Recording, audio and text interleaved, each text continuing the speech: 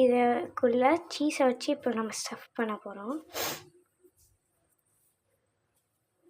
இந்த மாதிரி அழகாக ஷேப் பண்ணி ஓரமாக எடுத்து வச்சுக்கணும். இந்த மாதிரி இந்த எல்லா மாவையும் பண்ணிட்டு காட்டேன். பிளேட்டில் கார்ன்ஃப்ளவர் ஆட் பண்ணிவிட்டு தண்ணி ஊற்றிட்டு மிக்ஸ் பண்ணிக்கணும்.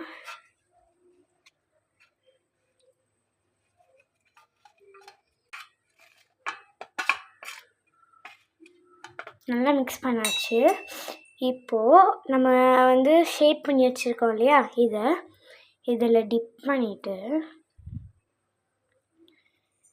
பிரெட் க்ரம்ஸில் நம்ம டிப் பண்ணிக்கணும். இதே மாதிரி எல்லாத்தையும் பண்ணி வச்சுட்டு காட்டுறேன். இந்த மாதிரி நல்லா ஷேப் பண்ணியாச்சு. இப்போது நம்ம ஃப்ரெஞ்ச் ஃப்ரைஸ் வறுத்த எண்ணெயிலே இப்போ நம்ம இதையே ஃப்ரை பண்ணிக்கலாம். சூடாயிடுச்சு. இப்போ நம்ம வேணால் போட்டுடலாம்.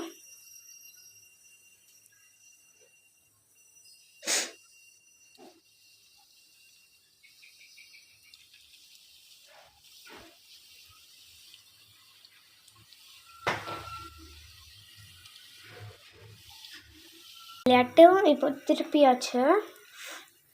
லைட் ப்ரௌன் கலரில் வந்தோடனே எடுத்துடலாம். நல்லா ஃப்ரை ஆயிடுச்சு. சீஸ் கொஞ்சம் வெளியில் ஆரம்பிச்சிச்சு. இந்த மாதிரி ஸ்டேஜில் வெளியில் எடுத்துடலாம். ஃபேமிலிக்கு சர்வ் பண்ணி நீங்கள் கொடுக்கலாம். நான் ஒன்று பிச்சு காட்டுறேன் பாருங்கள்.